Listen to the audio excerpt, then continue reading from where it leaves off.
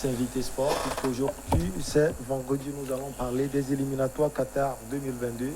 Les éperviers dos au mur, éliminatoires Qatar 2022, les enjeux des 3e et 4e journées dans la zone Afrique. Qualification mondiale 2022, le Brésil proche du Qatar, Messi en pleine confiance. Et puis on termine par la Ligue des Nations. L'Espagne et la France font chuter l'Italie et la Belgique. Alors, Henri Akodo, bonjour. Bonjour Michel. Vous allez bien? Je vais bien.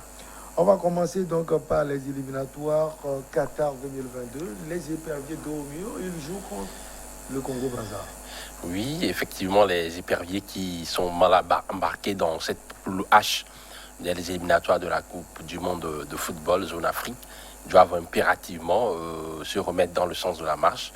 Après 2 sorties, les éperviers affichent un bilan assez médiocre, assez moins reluisant, bien évidemment, avec 2 défaites, 0 but marqué, 3 encaissés, 0 pointé. Donc les éperviers doivent vivement se remettre en cause et faire une prestation assez heureuse face au Diable Rouge du Congo pour la 3e journée, demain samedi 9 octobre au stade de Kégué, avant d'effectuer un voyage périlleux au niveau du stade, au niveau de Brazzaville, pour défier le 12 octobre les Diables Rouges est toujours au stade Alphonse Massamba Débat. L'enjeu pour les éperviers, c'est d'arriver quand même à briser cette spirale négative qui continue par durer, qui commence par durer, parce que depuis novembre 2018, où les éperviers ont battu le Congo-Brazzaville et les îles Comores ici, à Lomé, lors des éliminatoires de la Coupe d'Afrique 2021 par 2-0. Le Togo n'a plus remporté une rencontre en match officiel, même si en match amical, les éperviers ont battu la Guinée en juin dernier, 2-0. C'est dire qu'aujourd'hui, le Togo doit renouer avec la victoire.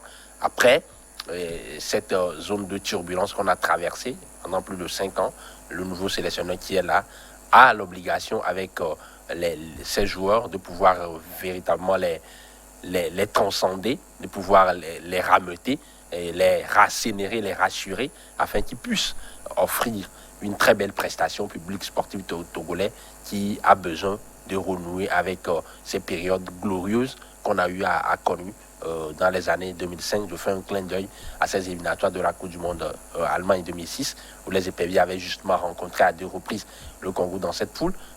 2 victoires après ces 2 rencontres, notamment à l'aller ici, 1-0, but d'Emmanuel Adebayor, et le match retour du 8 octobre 2005 restera forcément gravé dans la mémoire. C'est d'ailleurs la dernière confrontation de ces 2 équipes en match officiel au stade Alphonse Massamba Débat, 3-2, une victoire qui avait scellé, acté, et bien évidemment la qualification historique du Togo pour la Coupe du Monde. On veut revivre ces moments et ça passera forcément par une bonne prestation demain.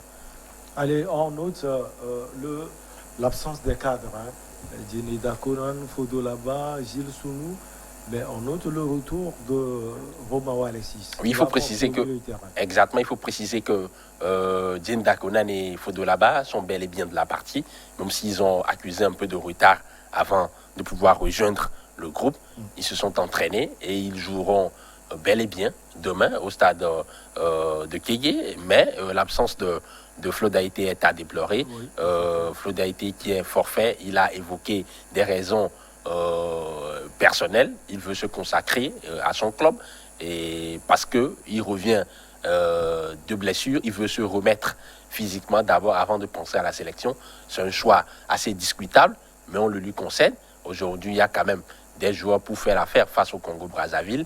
Il y a la présence de ces cadres-là. Ilas Bebou également qui est de retour, qui avait raté les 2 précédentes journées. Le joueur d'Ofinem qui va apporter énormément dans cette équipe togolaise par ses prises de vitesse, sa capacité à verticaliser le jeu, à centrer également. C'est l'un des meilleurs joueurs de la Bundesliga la saison dernière. 10 buts à son actif. C'est quand même un joueur très intéressant. Et surtout, comme vous l'aviez évoqué, le grand retour du mastodonte, Alexis Romao, du haut de 7 ans, qui va venir apporter toute son expérience, toute son expertise. Alexis Romao, c'est le seul rescapé de l'épopée de 2006, Alexis Romao, sa première sélection, c'était le 4 octobre 2005. Pour ceux qui aiment l'histoire, c'était face au Maroc en match amical à Rouen. Le Togo avait battu le Maroc par 1-0. Le premier match officiel d'Alexis Romao, c'était face au Libéria, 3-0 lors de la 5e journée des éliminatoires de la Coupe du Monde 2006. Alexis Romao, qui a qui a 54 sélections aujourd'hui, il a connu des périodes fastes avec cette équipe nationale togolaise. Il a joué à Marseille, à l'Olympiakos, il a joué à Lorient. Aujourd'hui, il est au niveau de l'Onikos en Grèce. Moi, j'ai eu la chance de voir ces 2 dernières rencontres, combatifs dans l'âme, admirables sur le plan physique et athlétique, capable de récupérer des ballons. On sait que c'est un secteur très déficient dans notre équipe nationale depuis un bon moment. Et avec sa présence, il va apporter cette sécurité défensive, il va apporter son calme, sa sérénité, il va apporter son sérieux, son application, son abattage pour récupérer les ballons et permettre à un joueur comme Roger Harol, qui sera probablement associé avec lui au niveau du milieu de terrain, de pouvoir se projeter vers l'avant, et devant, Takei Maouf qui sera beaucoup plus libéré et jouer en une touche, distiller de très bonnes balles à Fodo là-bas, et sur les côtés, on va jouer franchement avec David Enen et Ilas Bebou qui vont essayer de manger la ligne, de rentrer à l'intérieur, déséquilibrer le bloc adverse. Donc, c'est-à-dire que la seule présence d'Alexis Romao, de l'ancien Marseille aujourd'hui dans cet effectif, est un boost, est un élément motivateur, transcendant pour cette sélection nationale. Il va falloir bonifier tout cela sur le terrain face au Congo demain, qui n'est pas un adversaire à négliger. Ils ne viendront pas victimes. On a vu le match du Congo face au Sénégal. Exactement, une équipe vraiment appliquée qui a posé énormément de difficultés au Sénégal, surtout sur les sorties de balles. Ils pressent énormément. C'est un football qui allie qualité physique et vitesse dans les transmissions. C'est une équipe qui va bénéficier aujourd'hui de la présence d'un jeune joueur du FC Metz qui est très brillant au début de saison en Ligue 1, Warren Timbembe. Il va venir apporter également toute sa fougue. Il y a également d'autres joueurs, notamment Dylan Saint-Louis. Il évolue au niveau de Trabzonspor, l'équipe qui occupe la première place aujourd'hui en Super League turque. C'est une équipe à respecter avec un bon entraîneur, Paulo Duarte. Mais il va falloir compter sur nos atouts. Je pense qu'il y a quand même de la qualité entre les fulgurances d'Ilas Bebou, l'agilité technique de David Enen et ses centres, la qualité de passe, la vision de jeu de Takei Maouf et les appels contre appels, les fausses pistes de Fodo là-bas. Il y a quand même de la matière pour espérer faire mal à cette équipe. Mais il va falloir combiner ensemble, jouer en bloc équipe. Il faut que le bloc équipe puisse marcher avec une défense solide derrière. Et là, on pourra quand même créer la sensation. Il faut noter, bien évidemment, que une probable victoire du Togo passera forcément par une très belle prestation du capitaine Dinda Konan, qui doit apporter aujourd'hui son expérience à cette équipe. Il a été tensé après les 2 défaites. Bien évidemment, les 2 premières sorties, il a été pointé du doigt à cause de ses performances moins reluisantes, à cause de ses placements hésitants.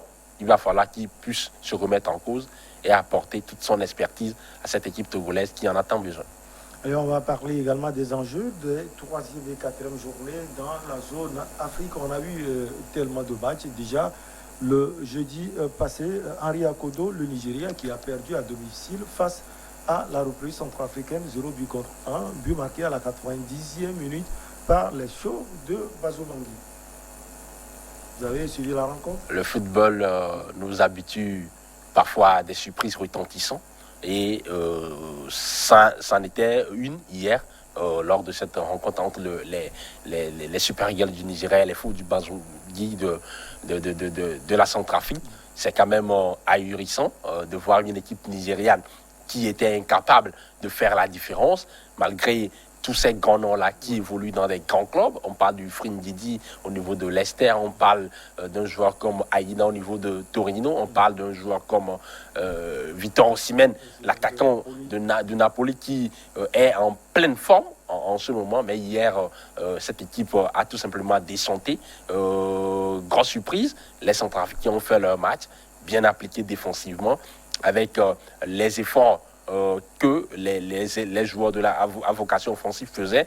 Et leur retour, les prises à deux sur les côtés, ils ont annihilé les velléités offensives des Super Eagles. Et derrière, ils ont eu cette chance, la baraka nécessaire de surprendre le Nigeria dans les dernières minutes, puis de Namganda à la 89e minute. C'est quand même une surprise assez intéressante pour cette nation du football africain qui courait derrière une grosse prestation depuis plusieurs années. Je pense que ce résultat pourrait préfigurer d'autres séries de bons résultats pour cette équipe qui n'est pas à négliger.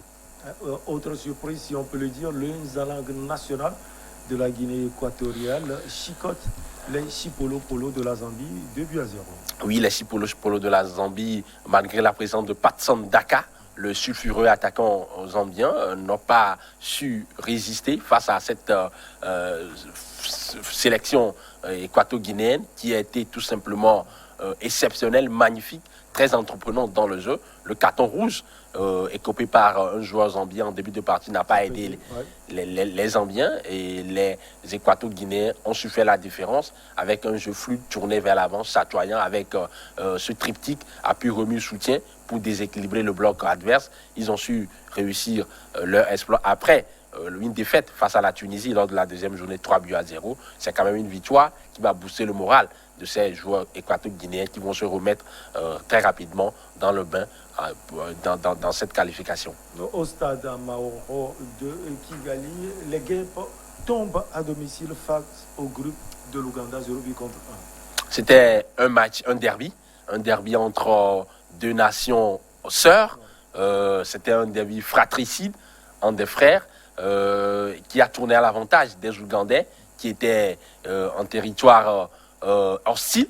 Au niveau du stade national de Kigali, les Amavubi n'ont pas pu faire l'affaire.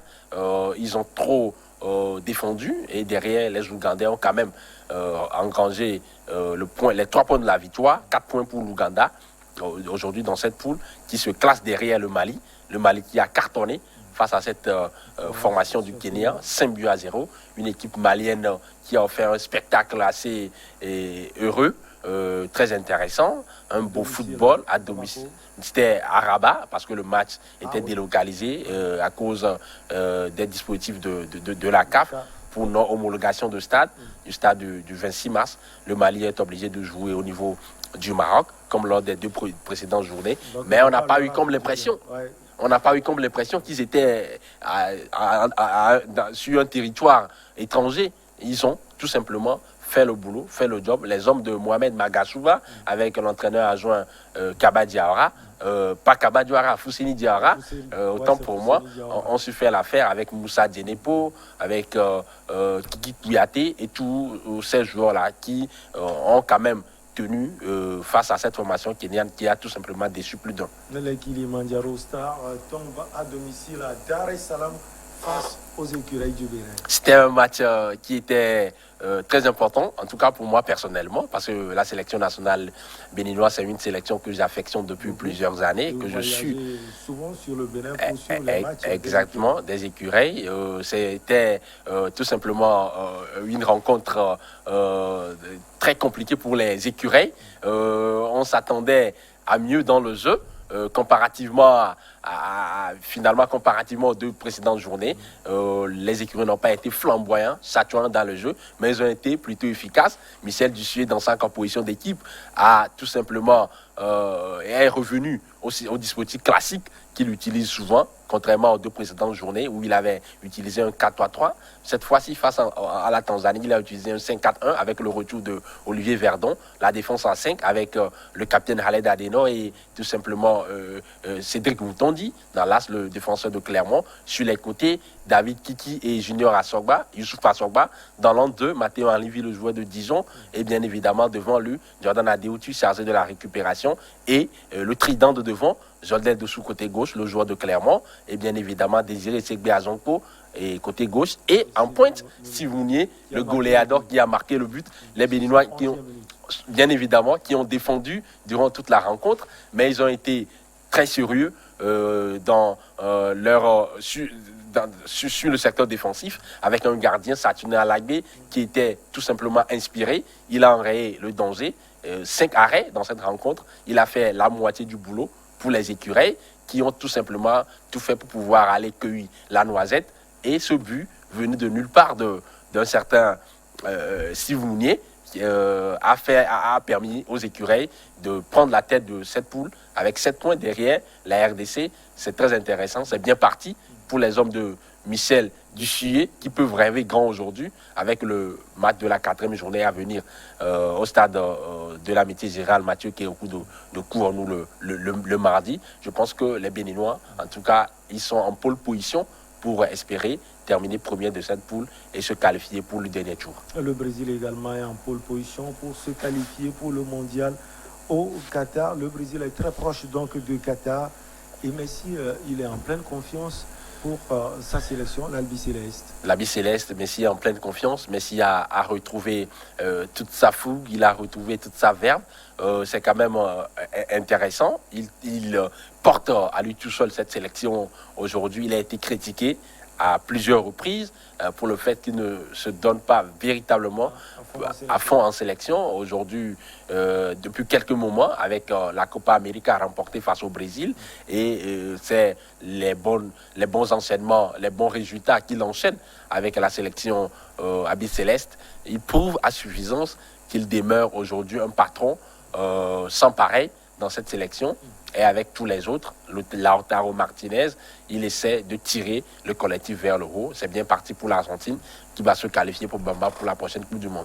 Allez, on va parler également de la Ligue des Nations. C'était une surprise pour vous de voir l'Italie chicotée à domicile par la Rola espagnole, Henri Acodo. Ce n'était pas une surprise en tant que tel. Non, bien évidemment. On se souvient exactement, parce que c'était âprement disputé, même si l'Italie s'en est sortie dans les séances de tir au but. Ouais. La rencontre de la fois dernière a prouvé encore une fois que l'Espagne demeure une grande nation de football, même s'ils ont traversé des périodes de vents contraires il y a de cela quelques années, les zones de turbulence, les trous d'air. Aujourd'hui, ils sont en train de revenir très fort et face à cette équipe italienne qui restait dans cette rencontre sans défaite, c'était pas donné.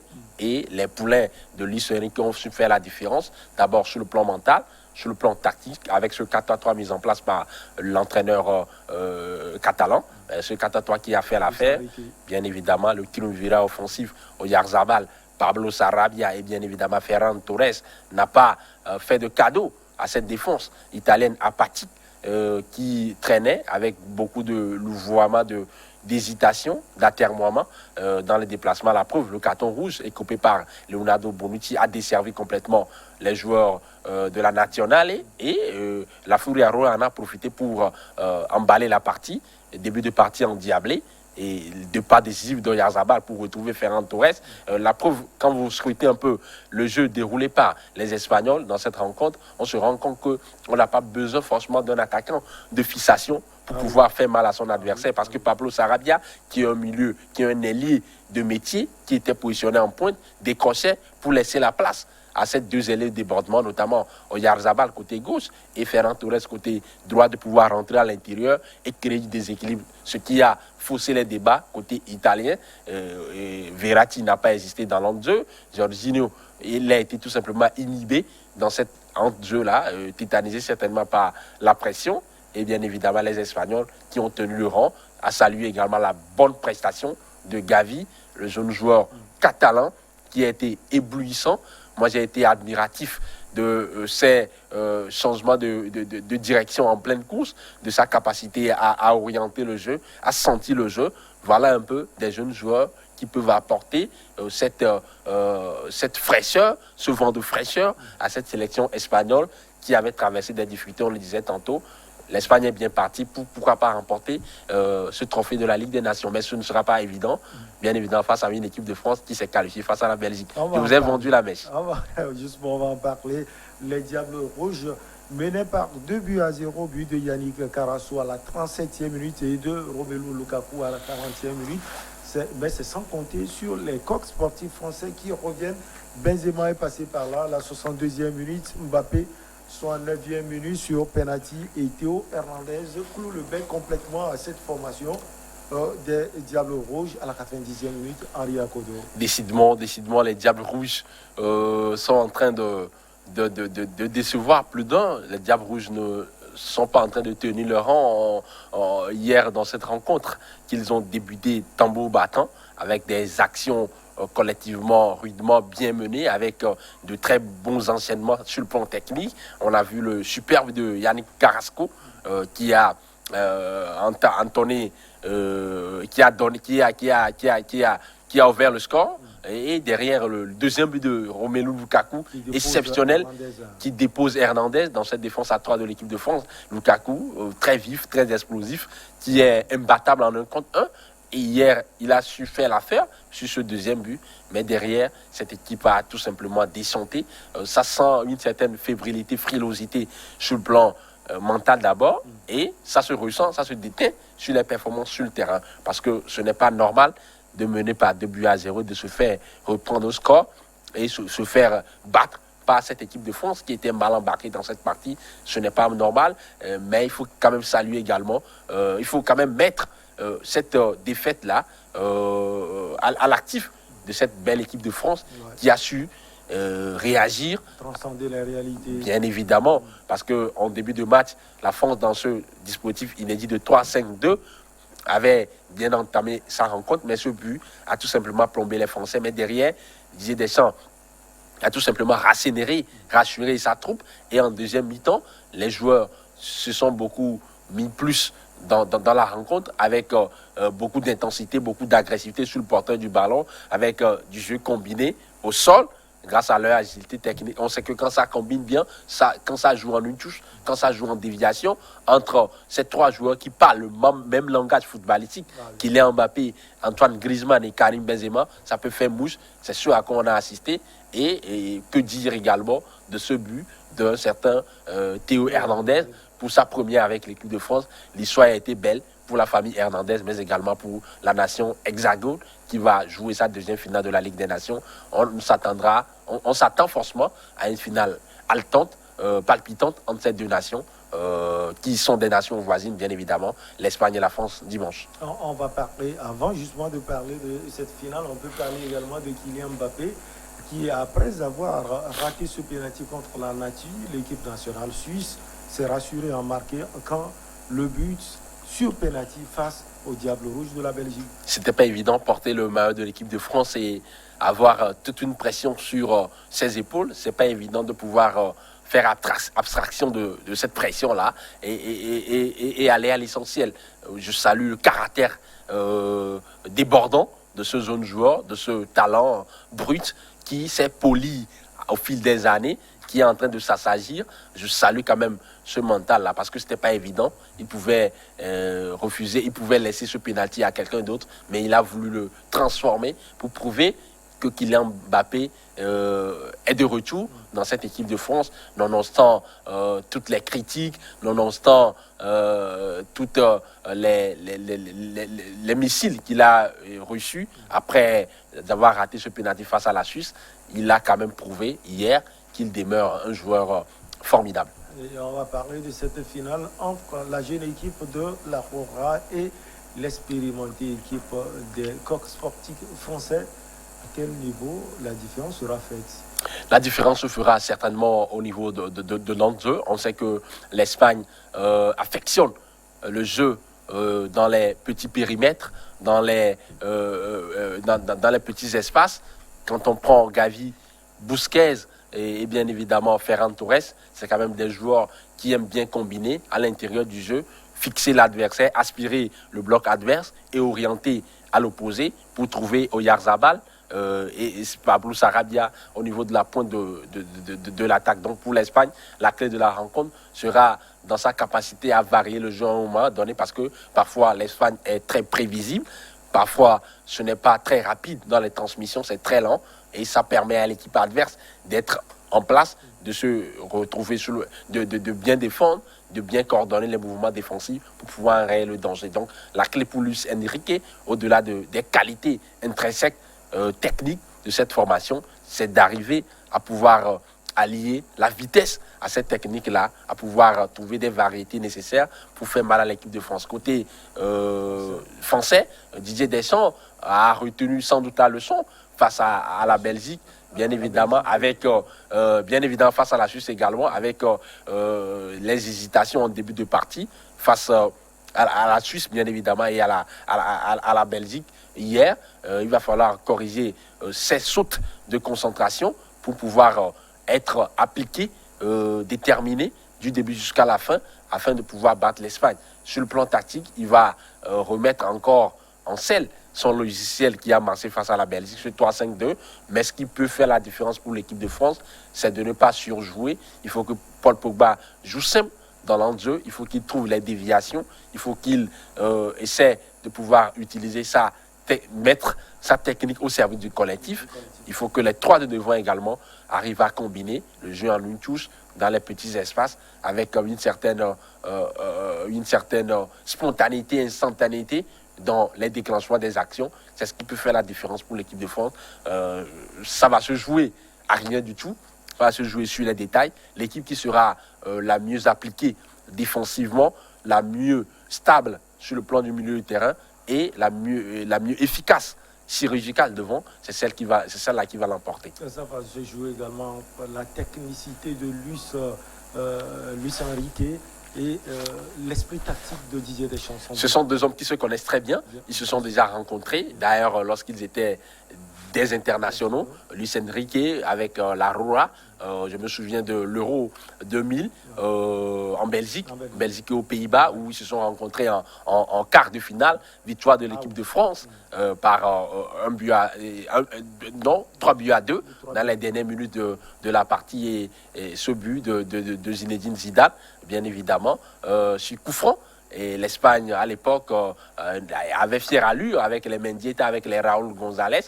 Mais l'équipe de France de Didier Deschamps, capitaine à l'époque, a su l'emporter. Ce sera une revanche pour Luis Enrique. Pourquoi pas aujourd'hui dans une autre configuration sur le banc. Luis Enrique, c'est quand même quelqu'un qui aime également les défis. C'est quelqu'un qui aime jouer avec ses qualités, ses valeurs. Il ne rechigne pas à pouvoir faire jouer ses joueurs dans leur dispositif habituel pour garder le ballon, garder la possession, conserver le ballon, faire mal à l'adversaire.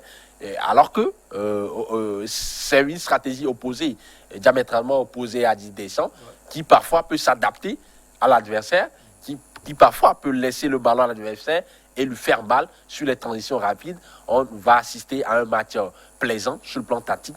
Ça sera un combat féroce. Est-ce que la stratégie, l'identité du jeu défendue par Luis Enrique va prendre le dessus sur l'esprit d'adaptation de Didier Deschamps? Voilà un peu la grosse interrogation. Infini, merci Henri Akodo, journaliste sportif. On va marquer donc la pause pour le journal et on revient avec nos chers invités pour Regard Croisé.